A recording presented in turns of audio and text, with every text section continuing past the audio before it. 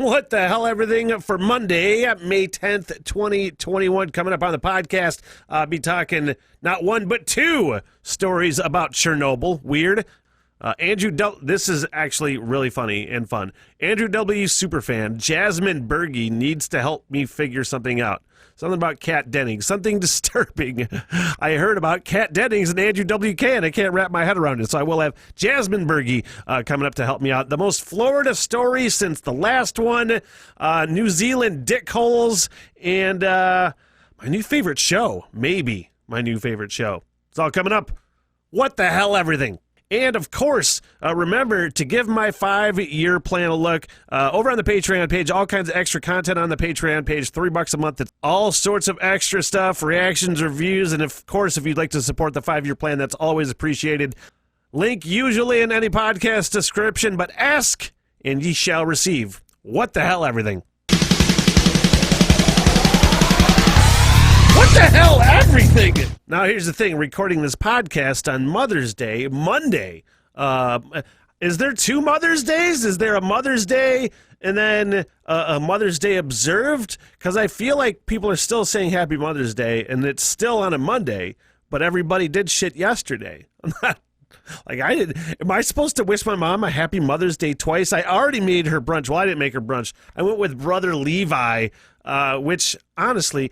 might sound weird to people that I not that I live with my brother, but it seems like we're married sometimes, you know? We've known each other our whole lives. We're assholes to each other the whole time, basically married. He cooks up some fine dishes, like, what did that motherfucker make? He made like a roasted pork tenderloin the other day, smoked roasted pork tenderloin with a pico de gallo and a mole sauce that I'm like, Jesus, every fucking day something with that guy. And thanks again to South of the Straits podcast. They had me on yesterday. I will link the video in the description of the YouTube podcast, or just ask for it if you want it. Those guys are great, man. They've been going for a few years now and just getting bigger and more successful, and doing a great job with that South of the Straits podcast. So thanks to those guys for having me on. I do believe, well, I know today I'm recording an interview with Nate, Sideshow Nate from that South of the Straits podcast, and I think Dan Smitty, the co-host on that, going to be on the What the Hell Everything podcast this coming, the next podcast. So thanks to those guys, and you'll be seeing those guys on the podcast. Awesome. I got sent this, and it was one of those things where my friends need to see how I react to something that has to do anything to do with James Hetfield, because most people that know me know I'm a gigantic Metallica fan. Hetfield, I might be more of a Hetfield fan than I am a Metallica fan, but my friends know this. So they sent me this story about Hetfield, and I think it's from Spin Magazine. It is from Spin, because I'll get to one of their quotes here in the story in a second. James Hetfield is a little skeptical of the vaccine, fears possible COVID passport requirements. So it's like my buddies want to see me react to this thing. And it's like, you know, I'm fairly pro-vaccine, but I don't. To be honest, I got all kinds of friends and family that are skeptics. I don't know what else to tell you. I don't agree with them. I try to roll with it. Hopefully, to me, at least one day they'll figure it out. That's all I can hope for. But, Hetfield, and here's this quote from Spin that's just fucking hilarious. The Metallica frontman, who is also a hunting and gun enthusiast, recently appeared on the Fierce Life podcast, the show produced by Fierce Firearms, and shared his thoughts on vaccines. Now, who's also a hunting and gun enthusiast. Just leave it there. And he says he says he hopes that you don't have to show proof that you got a vaccine to go anywhere, at least traveling overseas. And I don't think that's unreasonable to not want that. Somebody was like, Hetfield's the new Nugent? Shut the fuck up. And I still listen to Nugent anyway. Do you think it would make me not like Hetfield just because I didn't agree with him on vaccines? That's dumb. If I limited what I liked musically and what I would listen to and enjoy and artists I respect just because they didn't agree with me about one thing, just limiting myself, and I don't like to limit myself. Open minds. Yeah, I don't know how, but I have not one but two stories out of Chernobyl. Fantastic miniseries on HBO. I need to rewatch that. But the Chernobyl nuclear power plant caught fire 35 years ago. Apparently, it's how are they putting this? The nuclear fires are restarting at Chernobyl. Oh, yay! That sounds fun. Oh, look who joined us, Brother Levi. Do you care at all? Not that you. That's the wrong wording. Not do you care, but do you find it interesting at all that the fires are restarting at Chernobyl? Is it like me? I don't like to laugh, but I mean, it's 100% interesting and not unexpected. No, nuclear power never shuts off. I honestly didn't know any of this. I mean, when I say I didn't know any of this, like it shuts off, but like they call it a half-life for millions of years. Yeah. I guess I didn't realize. I mean, I never really realized how long that shit lasted. I just thought it was like in the air for like a while. Well, I mean, the radiation is whatever. But I didn't know that until I didn't know how long it lasted and just how potent it was necessarily until I watched that Chernobyl documentary. Yeah, man, that is so it makes perfect sense that they are making an alcoholic drink from apples outside of Chernobyl. You only read this article because you watched Hot Tub Time Machine, didn't you? Huh? You only read this article because you watched because honestly, you're obsessed with Hot Tub Time Machine. Honestly, the Chernobyl from Hot Tub Time Machine never crossed my mind. You find that totally unbelievable. Never. Honestly, 100%.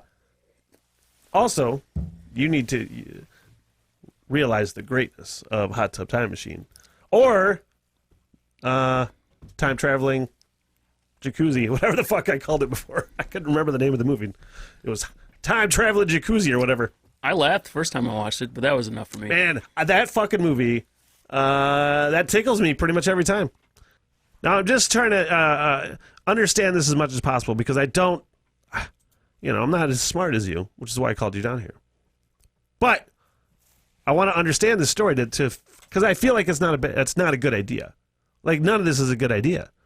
A social enterprise company that it's called Atomic, fucking of course, run by scientists who work in the Chernobyl exclusion zone, which is an area abandoned after the disaster in 1986. Their studies have included growing experimental crops to find out if grain and other food grown in the zone could be used to make products that are safe to consume. Part of the reason for producing the spirit was to demonstrate how land around the exclusion zone could be put back to productive use. Like, I don't know how fucking far you trust that at all. Well, just judge how the level of radiation, and if the radiation level is non-existent, then it's completely safe. Something about it, though, I don't. The exclusion zone is awesome for me because it is a perfect model for how the world is going to look when people are gone. Because it's been 30 years, 35 years, and it's totally gone back to nature already. Yeah. I was watching a documentary, and it's just, I think it was actually featured in that, what was that, Life After People documentary? It was actually featured in that, too. I have all these things because I'm doing the 5-year plan. I'm doing the Ireland hike, and I'm like, I can hike Chernobyl. I can hike to Chernobyl. Dude, once you're in Europe, everything's a train ride away. Pretty much. Yeah, but like Chernobyl, Ukraine is quite a ways. Yeah, well, I mean, quite a ways. Yeah, but the fact that I'm spending a year there, you just zing right over to Chernobyl. You better start getting some X-rays so you can kind of up your radiation exposure whatever. Tolerance. I just like your to tolerance. not even worry about that kind of thing. All right. Come back with.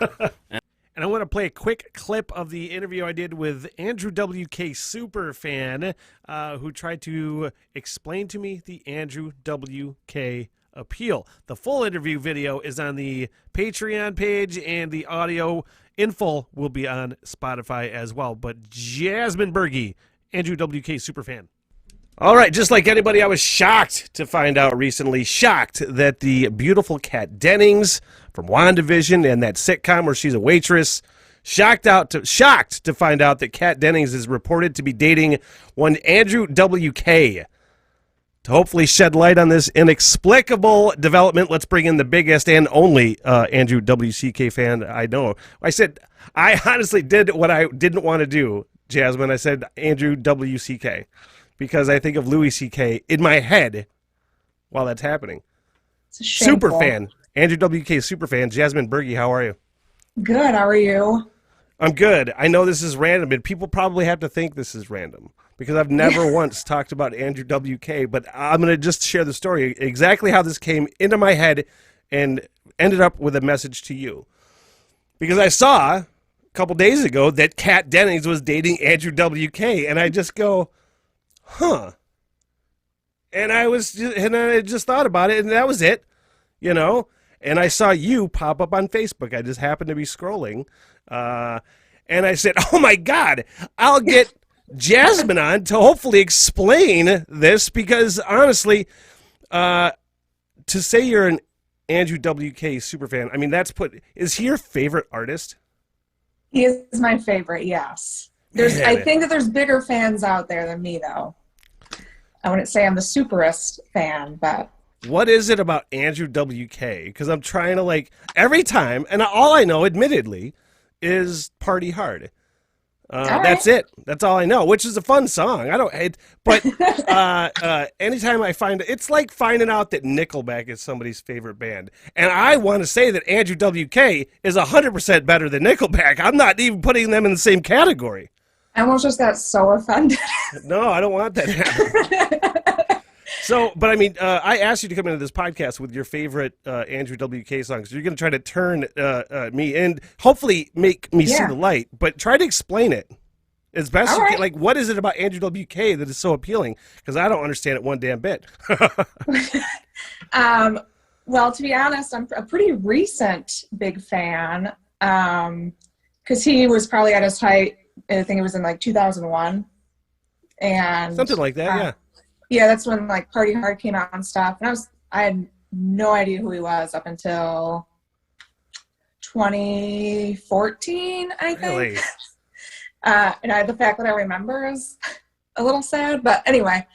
That's not sad. It even actually makes it more interesting because, I mean, it's hilarious in a way because it's not funny. I don't want to make it sound like that, but finding out about Andrew or WK later in life and then attaching yourself to that is just it's a different level of fandom. You know what I mean?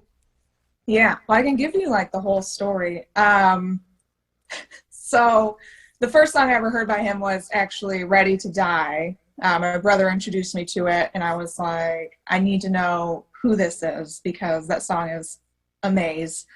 And I listened to that and Party Hard and She Is Beautiful for a little while, but I didn't really dig deep into him or anything.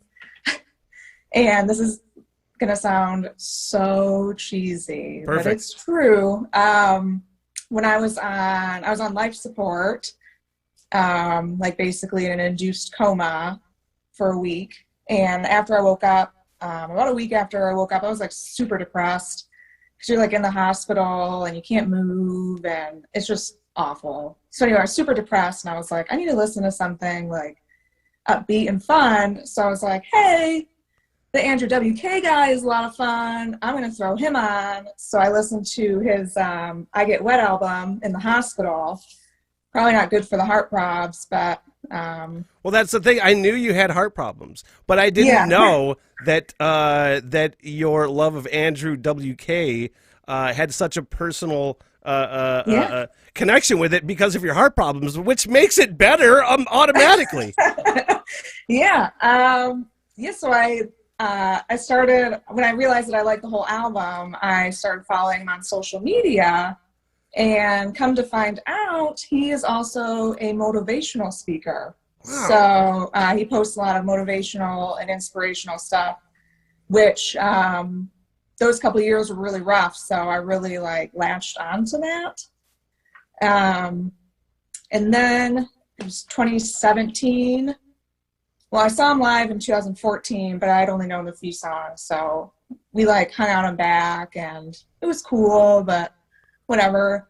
But 2017, I was like, I need to see this guy. I want to be right up front at the bar, because my session was just starting. And seeing him live, just that sealed the deal. Great performer. The whole band is incredible. And yeah, honestly, that was it. Every time you post, because I was under the impression that you had been a big fan for a long time, and I was also under the impression that, I don't think you followed him around on tour necessarily, but I thought you had seen him a bunch of times. How many times did you see him live? Some in 2014, in 2017, some twice in 2018, and then 3 times in 2019. Man. So 6. Yeah. You're making up for lost time. It's fantastic. Yeah.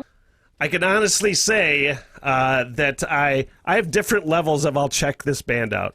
I don't know what yours is. If it's always just I feel like yours is always a firm no. But me, if I hear something from a band and I say, yeah, and I get recommended to check them out, I have I might do that one of these days. And being that if I hear something else from them that I like, then I might give them more of a look, kind of just keep them in the back of my mind, remind myself. And then I have one that I actively might go out of my way to seek out or actively hear another song. Then I have others that I want to hear this album, and then, When I was younger, I was a lot more open to, hey, listen to this band, listen to that band. And if I heard a song that I somewhat enjoyed, then I would try to make an effort to listen to them a little more. Now, I have to be really impressed by one song to really make an effort. Like Greta Van Fleet. From the moment I heard them, I was like, man, I really like that band. And that's probably the first band in 10 years that I've heard and said, I really like that band. Really? Yep. You still like them? Yeah. You hear their new stuff? Everything I've heard, I've enjoyed. New stuff is great. I'm not a huge fan or anything, but I'll listen to them. Yeah.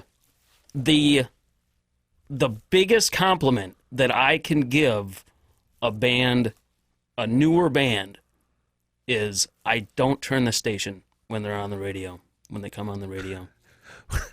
Well, that's why I want to get you on the podcast, the Rock and Roll Roundtable podcast. But the whole idea of that podcast, the kind of running motto of it, is opening rock and roll minds. And I know you want, if there's even a fucking chance that you will hate and dislike anything, there's no fucking way you're going to listen to that album. Not at all. I have a happily closed mind when it comes to music. Man. But it's not a closed mind. It's a very open mind because I have very broad tastes. And I listen to a lot and an expanding amount of classical music. But that's where my tastes are right now. Right, but don't you think that, do you think that you're limiting what you can enjoy? Because you like fucking great bands. You love, the best bands of all time. To me, to an extent, too, where, I love the fucking... the trendsetters and the game changers, and I like the big fucking game changing bands for a reason. Like they were fucking awesome. But Tool for you, I mean, I would say Tool, right, is probably your number one. Yeah. So you look at Tool as a band, like that's perfection. Mm-hmm. That's musical perfection. That's fucking like it's like crisp, precise timing and well thought out, creative, interpretive lyrics. I always say that when somebody asks me what type of music I listen to, I say I listen to good music. Sure. And that's because, like, just recently, I've gotten into, like, classic country music and bluegrass and stuff. But it's the top of the game in that genre. Yeah. It's not, like, I'm not listening to Blake Shelton. I'm sorry. No, Fuck that guy. No, I do because I only asking because I'm similar, but I'll let more shit go than you will. Well, you know what I mean? If somebody were to say, this is one of the best punk bands I've ever heard, I'd give it a listen.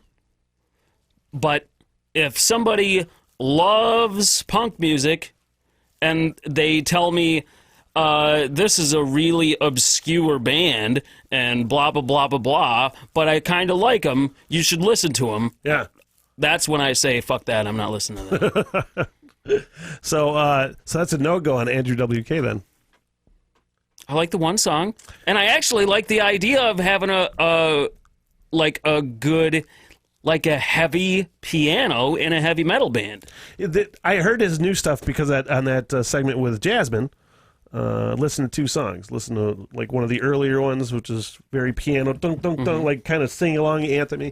And then a new one, which is like 4.5 minutes, and way more theatrical metal, like King Diamond, even Meatloaf to an extent. It was similar to that. It was all right. It was good. Because I listened to Opeth, and they incorporate a lot of like keyboard and stuff in their music, and Dude, I love it. my favorite fucking band of the last 20 years is Church of the Cosmic Skull, and they incorporate some I love the organ that they incorporate. It's, if well placed, piano is one of the most rock and roll instruments ever. Easily. You know?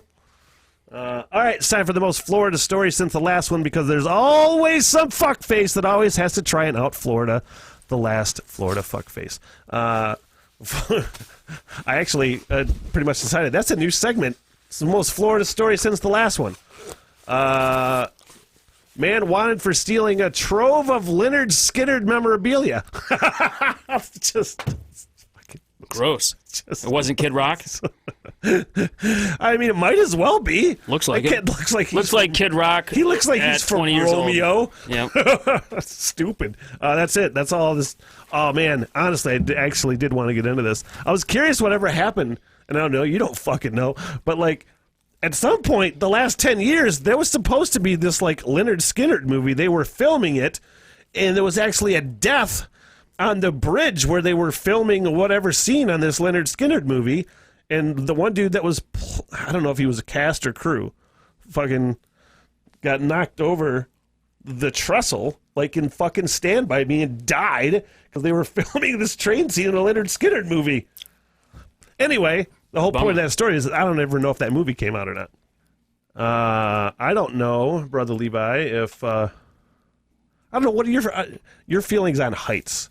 I never really talked to you about. Do you have a fear of heights? I used to not enjoy heights, but I don't care anymore. Put me up on a ladder. I'm good. I'm on record as I'll do all kinds of shit regarding heights. I've jumped out of planes. I've rappelled out of helicopters. Done all kinds of awesome shit. I love to climb high things. I've climbed towers when I wasn't supposed to. I've done shit in high places, and it's fun. As long as I have something to hold on to, as long as you give me some kind of safety feature, and I don't know how I feel about this. This is out of China, where there is a glass bridge. Now missing panels. I wonder what that fucking guy's look on his face. I got it zoomed in. You can't see it as well. But glass panels on this walking suspension bridge in China, several of them, the wind blew them off apparently. and this guy's clinging What for the his dear fuck kind of fucking life. construction is that? How does wind, like, don't they use some awesome epoxy or something like that? I don't know, man.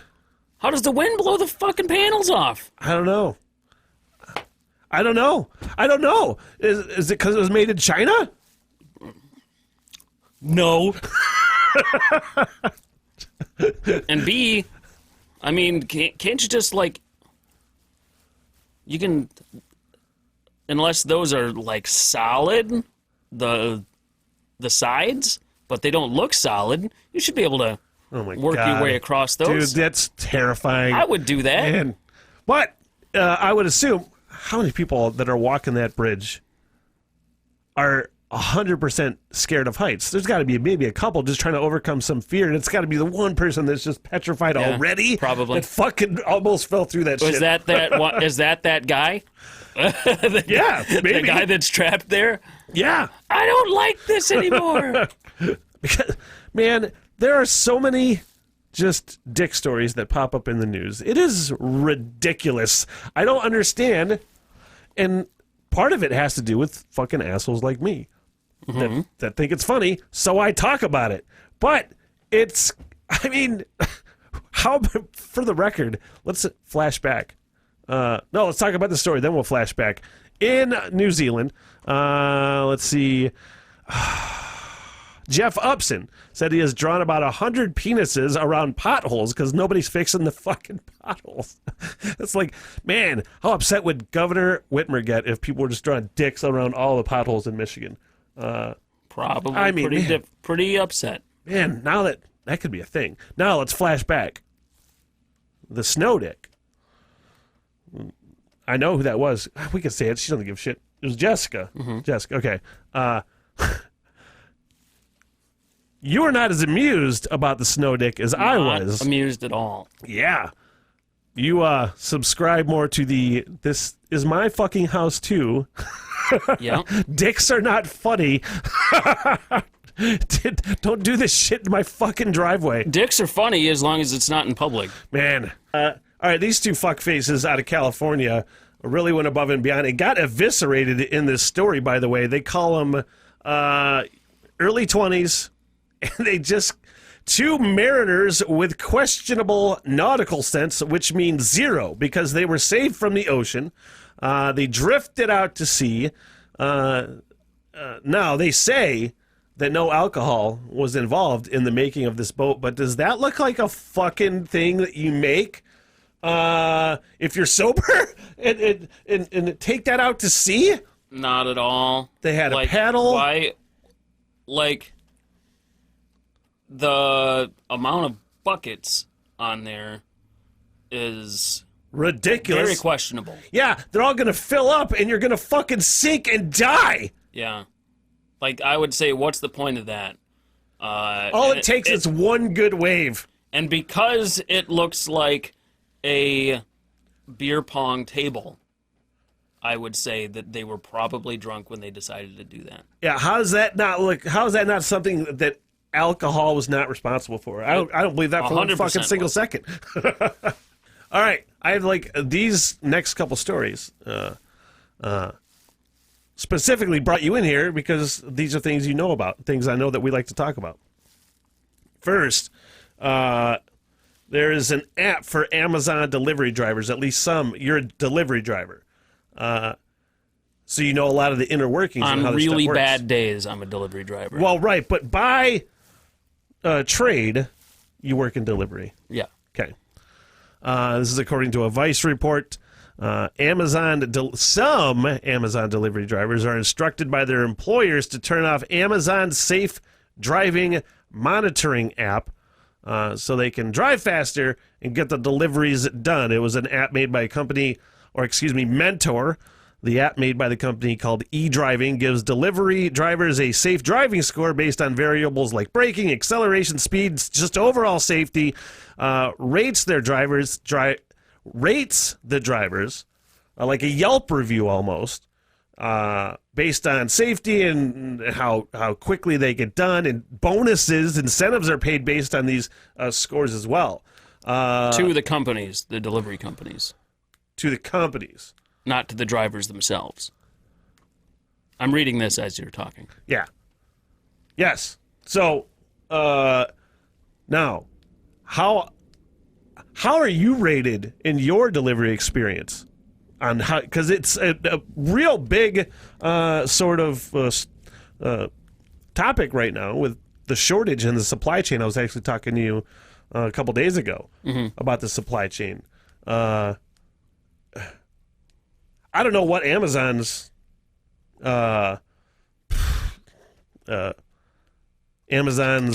criteria are and how much they have to deliver. But is it insane to just micromanage it through apps like that? It seems like it's just crazy micromanaging. I mean, to a point, but it's still based on the same principles of like completion percentage and items delivered throughout the day or any given period, and then customer satisfaction at the same time. So those are really the main criteria. And safety, like don't run anybody over. Don't run mailboxes over or anything like that. Right, but now how would you feel if you were driving and you had to deal with that sort of app? You know? I'm not suggesting, because there's all kinds of places that will tell you to hurry up and get shit done regardless of safety. We got to get as much done. We want to get paid. We got to get this shit delivered. You know what I mean? I want to get done before fucking 10 o'clock at night. But if you were getting micromanaged like this via app, would you turn it off, keep it going? I mean, is it reasonable? I don't know. I have very minimal experience with micromanagement in that way. And I was always the guy that's going as fast as they can while still being safe and getting everything done. Dude, every time we were just talking just before recording, and I'm not a fan of science like you are, dickhead. I know. And then here's the thing. But we do talk about our love of that one day, like we're getting closer to a fucking holodeck. Like we're getting closer to a holodeck. We talk about this. Yeah. The studies out of Brigham Young University, holography, is that even how you say that? Holography? Holography? Holography? Holography, we'll go with that. Works for me. Research group figured out how to create lightsabers. Essentially, they say hologram experts now create real-life images that move in air.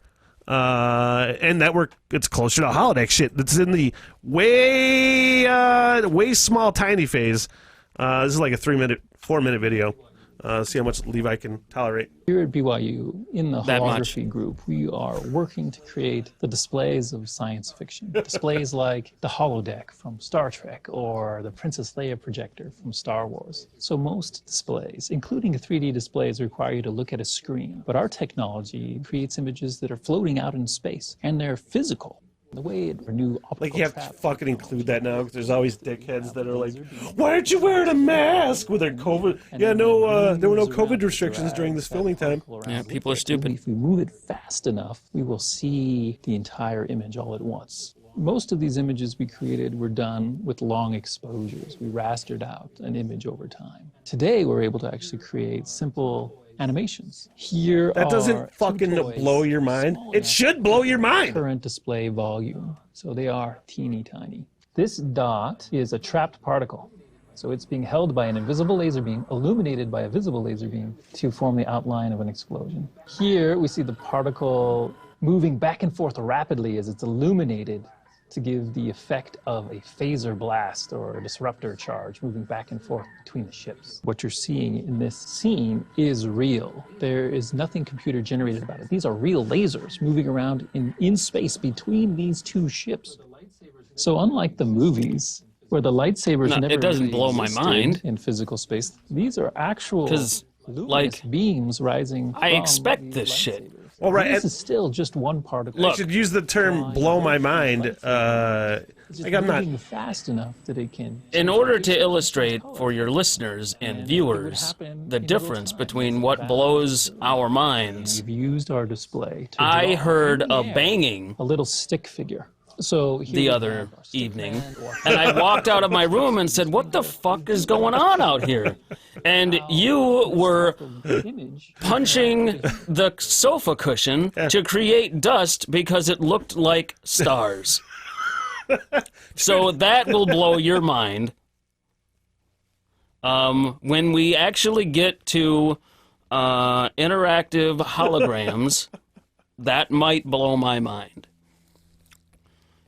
So, yeah. Oh man. Fuck you, Levi! I mean, you're not wrong. I did that. You know? All right, finally, Game of Thrones. You're a fan as well as I am, and how many spinoffs are they supposed to do? I know that they just announced one called House of the Dragon. I heard that there were 2 or 3 in somebody for ideas of 2 or 3, but I think they basically are only going to do 1. They might end up doing 2, but I think they're only doing the 1. Okay. I'm excited for it, man. It's if the same people aren't in charge, though.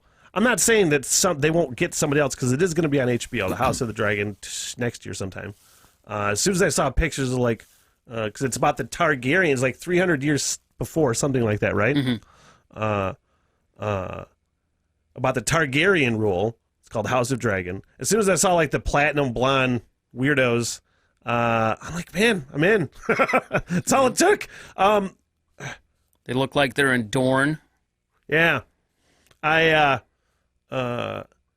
talked to you about this a little bit with you, even though this is different showrunners still on HBO. So I'm going to expect it to be good. I'm going to expect it to be good. Mm-hmm. Is that the right way to go into it? No. What do you expect? What do you think is the right way to go into it? A certain amount of skepticism? Hope for something good, but expect it to just, whatever. Because I'm of the opinion that Game of Thrones might be one of the best shows of all time. It's one of the best shows of all time. It might be the best one. Just from the scale of budget and storytelling and the way that going back and watching that series a second time and really, because the first 4 or 5 seasons I didn't even fucking remember. It was like watching a fucking prequel. I'm like, this is all the shit they talked about, but I didn't know what the fuck they were talking about in this goddamn series. But rewatching it has given me such a new appreciation for it. The way that they foreshadowed, man, that you fucking see in season 2, and you're like, oh my god, how did I not see that? The way that they, it's weird because the way that they created suspense, but also just hits you out of fucking nowhere, you know? Mm-hmm. I don't know how people took a shit on that last season of Game of Thrones. Because they're they have expectations, and if something, it's when the first few seasons were out, people didn't have expectations unless they were like Game of Thrones, George R.R. Martin nerds. And it probably met those expectations to some degree. But then once something meets their expectations for a certain amount of time, then they get this idea that it's always going to be the same. And especially with the killing of the characters. Yeah. People get accustomed to having those characters, and even when throughout the entire series their favorite characters are killed off one by one. Like the last season, they're like, oh, that stopped happening. they're not killing everybody off, and everything is going exactly as I envisioned. Yeah. And then once the last season, especially the last couple episodes, happened, they're like, "Oh, this is stupid," Because it didn't because end. it followed the same thing, Yeah. and it didn't quite meet what happened, what was going to happen in their heads. Yeah. It's exactly right. And you say it all the time. And that's nerds ruin everything. Nerds are the worst, Nerds are the worst, man. and it's because the vast majority of them grew up super entitled, getting everything they want. It's the same fucking people. I mean, granted, it works because we got Snyder cut of Justice League, which was fucking fantastic. I know you're not into that, but nerds made that happen. But I can't remember what else. There's another one about this fucking cut of whatever movie, and people want that. It's just like, you're not entitled to this shit. Just because you want it doesn't mean that you get to get it. Right. All right, guys, thanks for joining the podcast. Remember the Patreon page, $3 a month, and the 5-year plan. You want to check out the link to that on the description of the video. And thanks to Jasmine Berge, Andrew WK Superfan, for coming on and making me see the light a little bit, the Andrew WK light. I don't know how much of it I saw, but probably not. Thanks, Brother Levi, for coming down. Oh, yeah. You seem stoked about it. Super stoked. What the hell, everything? What the hell, everything?